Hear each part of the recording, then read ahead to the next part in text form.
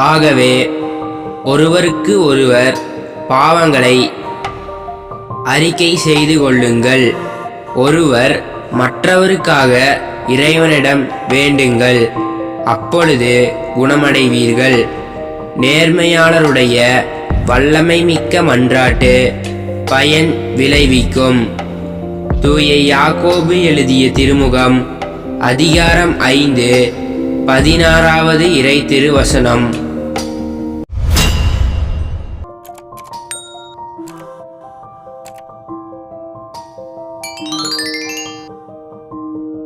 ஆகவே ஒருவருக்கு ஒருவர் பாவங்களை அறிக்கை செய்து கொள்ளுங்கள்.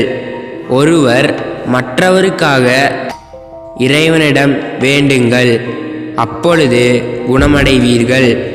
நேர்மையாளருடைய வல்லமை மிக்க மன்றாட்டு பயன் விளைவிக்கும்.